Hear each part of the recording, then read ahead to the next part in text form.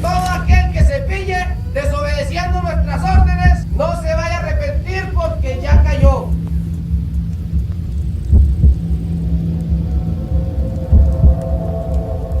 Al niño le cortaron totalmente la cabeza. Diga Colombia. No a las leyes de perdón y olvido. Ahora me doy cuenta que la única causa no era combatir la guerrilla, pero habían otros objetivos, otros intereses particulares de muchas personas, como de políticos, de empresarios, militares, muchas otras personas de ese país, que son los que realmente se han beneficiado de esta guerra.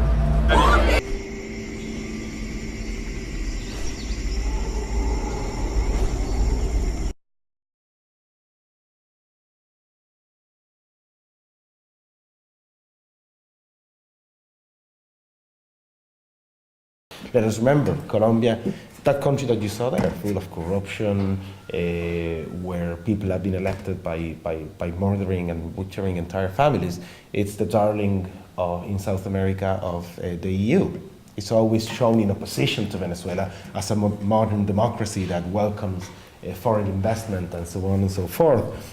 And very recently, in January, the free trade agreement with Colombia was ratified by the Irish Dáil, with some very flamboyant speeches by Labour, in particular Eric Byrne, who said that we had to engage more with the Colombian government so they could improve, by our example, their human rights record. Okay? So you butcher, you displace, you murder, you disappeared, and then you're rewarded. You have to be even more accepted within the international communities to see if you're civilized in a way. All Fine Gael and all Labour voted in bloc for it. The most worrying thing is that you saw the gross human rights abuses that happen in this process of capital accumulation. What some people say it's accumulation by dispossession. So that foreign investment that flows into Colombia doesn't operate in let's say, in an immaculate condition. It operates in those conditions, in conditions of mass violence against the poor, against the workers, against the trade unions, and they know that. But they keep pushing it because they're making a handsome profit out of it. The paramilitary leaders were saying there's not a single company that did not pay paramilitaries for protection, for cracking down trade unions, for displacing farmers so they could occupy their lands, to extract oil, to plant African palm and so on and so forth. Buenas tardes para todos. Good afternoon, everybody. The first thing I want to say is that paramilitarism is not a new phenomenon. It's not something that was created by President Uribe, as many people internationally and nationally believe. Y siempre ha sido una paramilitarism started with the very origins of the conflict back in the 40s. It's always been a dirty war strategy by the state against the people, against communities. And what Álvaro Uribe did then in Antioquia in the 90s was to try to give paramilitaries a legal status. Putumayo, empezar diciendo. Putumayo, the paramilitaries arrived by air. They actually arrived in the army's airplanes, in Satena airplanes, and they didn't come through land because the guerrillas wouldn't have let them in. So they were brought straight to the heart of Putumayo in military planes. Como pudieron ver, as you could see in the documentary, the paramilitaries didn't arrive just out of their poor goodwill. They arrived because they were called there by the authorities, by politicians, and by business people, because they had interests that had to be reinforced through force. So they occupied the whole region. They had presence in the whole region, but they were concentrated in some municipalities. Some of them are Puerto Caicedo, Valle del Guamés, Puerto Asís, where the presence was particularly strong, and there they could walk in open daylight with their rifles and machine guns, and the police, instead of defending the people, they were giving protection to these paramilitary gangs. ¿Por qué, digamos, el paramilitarismo? There were some precedents of paramilitaries back in the 80s linked to narco-traffickers.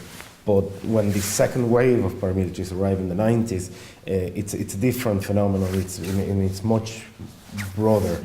And what they do, it's not to attack directly the insurgency. What they do is attack the communities and social organizations that in one way or another they associate. Tu forma de actuar, ¿no? Los testimonios que dan ahí. So, as you saw in the documentary, the same thing happened in Putumayo.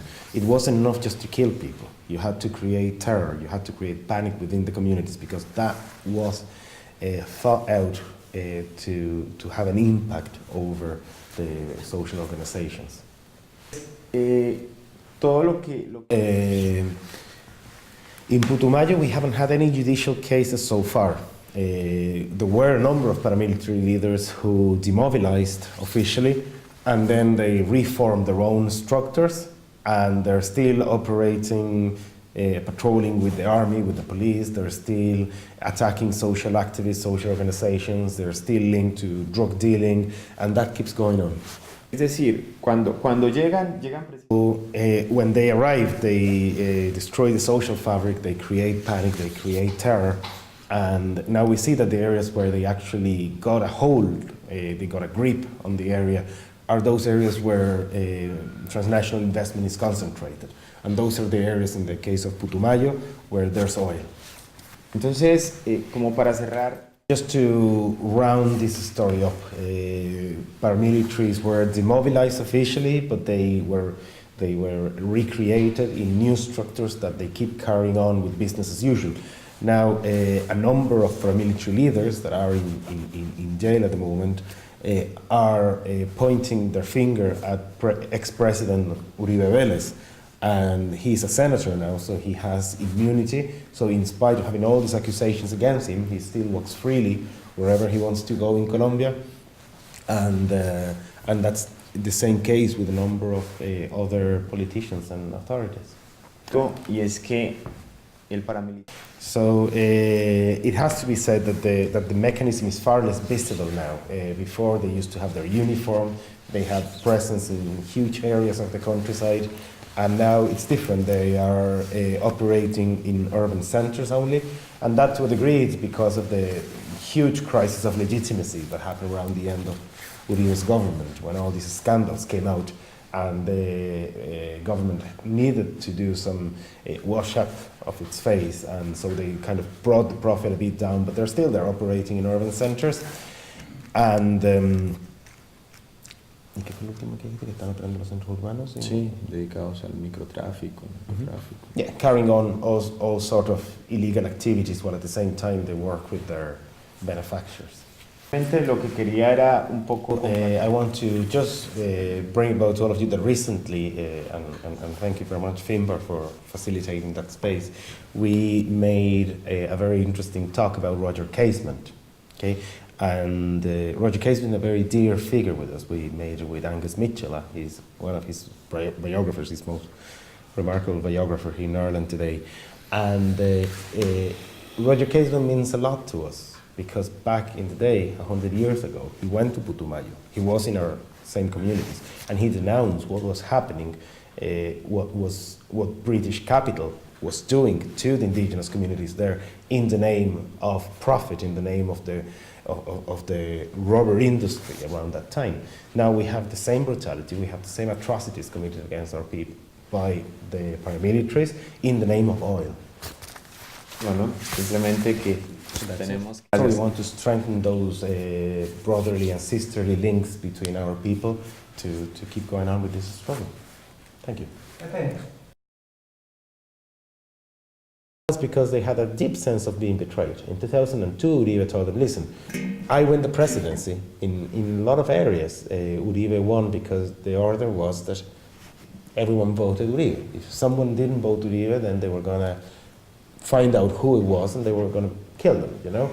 So in a lot of rural areas, he was elected, and those were the kind of mechanisms used at election time. He wrote a book that says, and they founded the country again, to extend that this mass re-engineering that was there. So, and this is a process that happens sometimes. It's some process of fascism in different contexts, that they use the hooligan fascists, you know, as a shock force.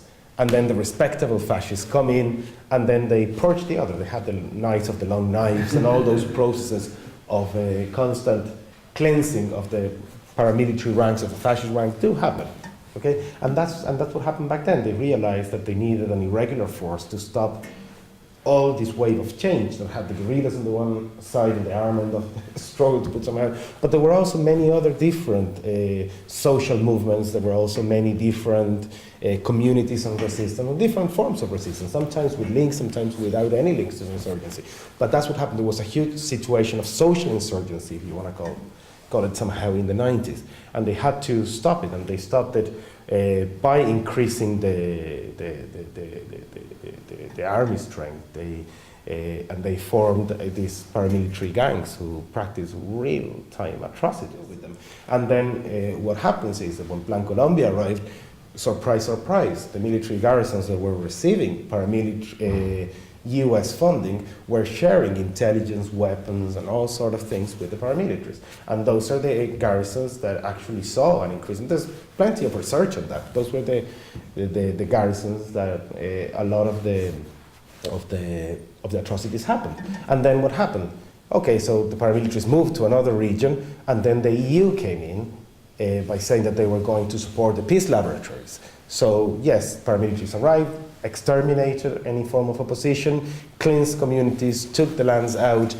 Sometimes they brought new settlers to work on African palm or sugar cane or whatever, brought them in, and then the EU would come and say, so we're going to build now a culture of peace. So they consolidated the military aspects of Plan Colombia. And that's the way it's happened. And that's how Colombia has turned the darling wife of the West. It's an area where, yes, it's safe to invest in oil because you don't have to pay good salaries, you don't have unions, you don't have to reinvest in the communities, you get all the profit for yourself, you don't have to pay royalties, you don't have to do anything. And if anyone says anything, then you can pay just 50 euro to some higher hitman, and you silence them. And that's the way it happens. And when we talk about free trade agreement with Colombia, that's exactly what we're talking about. And that's what Labour supports. That's what Fine Gael supports, and that needs to be said. No, siguen vinculadas porque... The links with paramilitaries remain in place because they're still doing business as usual. Now, all of those efforts to boycott certain products linked to paramilitaries is, of course, something commendable. Some people have done campaigning here to stop drinking Coca-Cola because Coca-Cola supports paramilitaries. Others have said we won't buy Chiquita, Nestlé, and so on because they all support paramilitaries. In Ireland, I know that it's a very strong movement, all the BDS campaign against Israel for the crimes against the Palestinian people. And I think that all of that is very important initiatives. Okay, so thank you very much for coming.